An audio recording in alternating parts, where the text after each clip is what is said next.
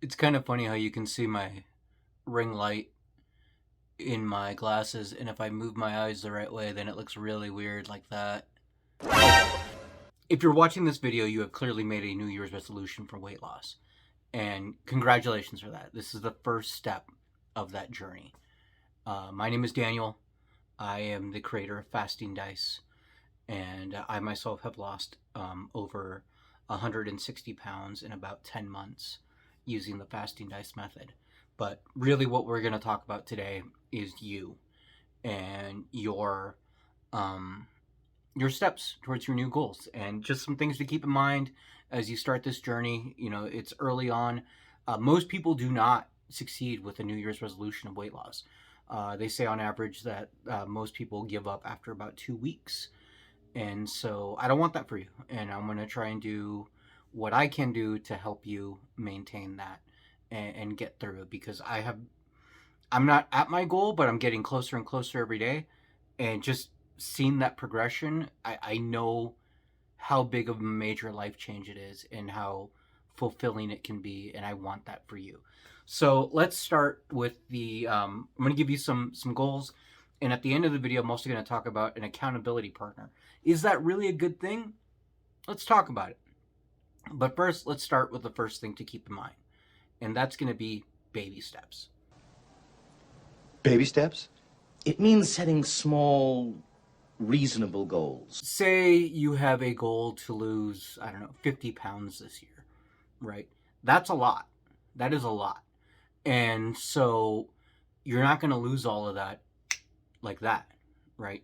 You need to make steps that way and move in that direction. So I wouldn't set, especially in the beginning, what you're trying to do more than anything is you're trying to build up the habit more than the numbers.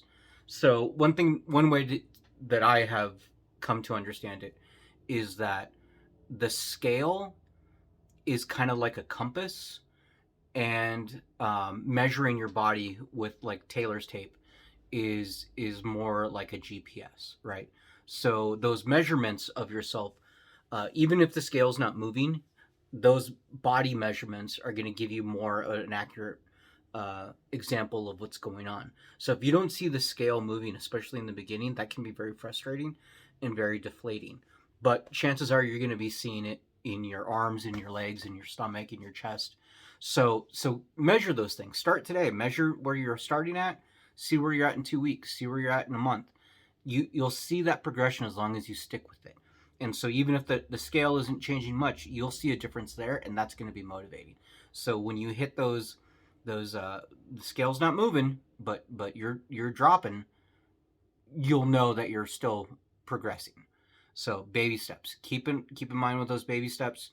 You know that it's going to be a journey. It's not a sprint, right? It's a marathon.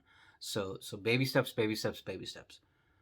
The second piece of advice I would give to somebody who's starting out, plan for a challenge. And that doesn't just mean that know that this is not going to be easy, right? It's difficult. If it was easy, everyone would do it. But what I mean by that is kind of really start evaluating what your triggers are, what causes you to either turn to food. Get the honey! Get the honey! Or what causes your issues with weight.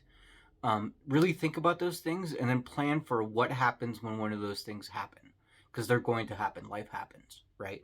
So if your trigger for food is depression, what are you going to turn to instead of food?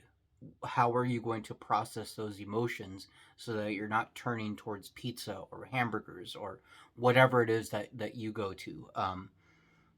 Plan for those issues so that when they do arrive, you're not blindsided by them. You've already got a plan in place. You know what to do, and you can maintain your progress by doing that.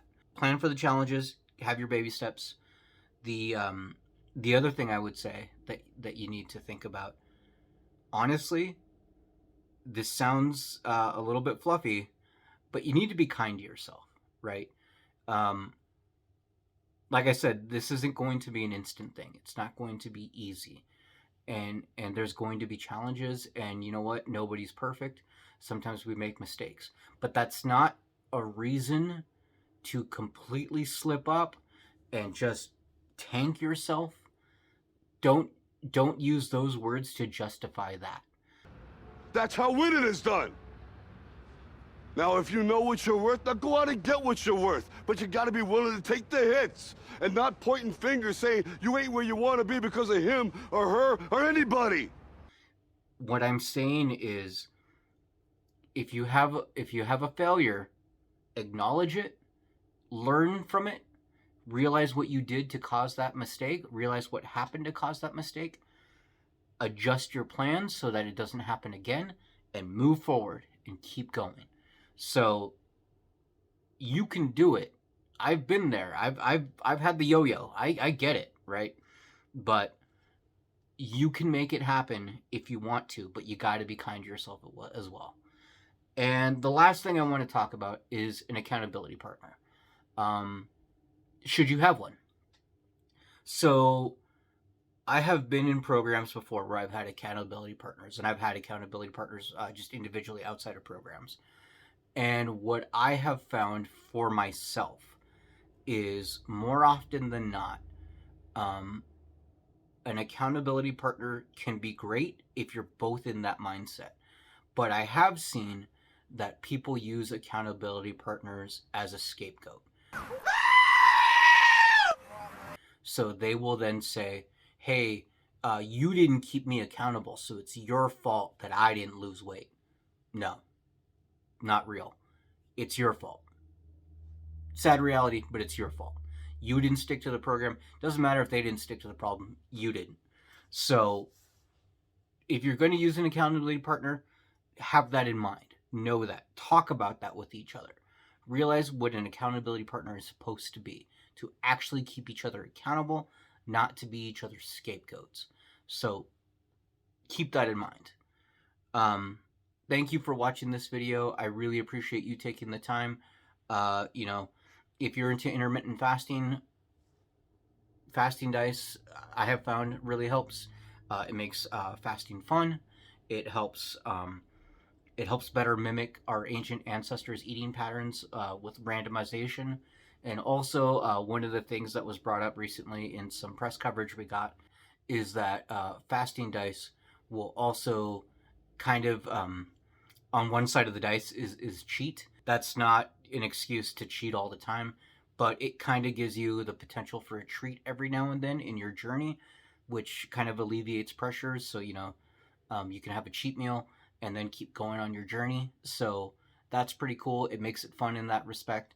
It's more exciting that way. So if you would like to have that tool, fastingdice.com. We are currently running a special right now, 15% off if you use the coupon code 2022. I put that in there to help you achieve your goals this year. So 2022, coupon code 15% off, and we will get you those fasting dice ASAP. All right, thank you so much for watching this video.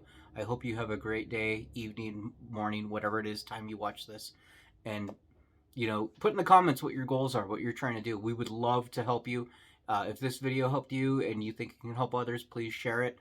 Please like and subscribe to the channel. Thank you so much.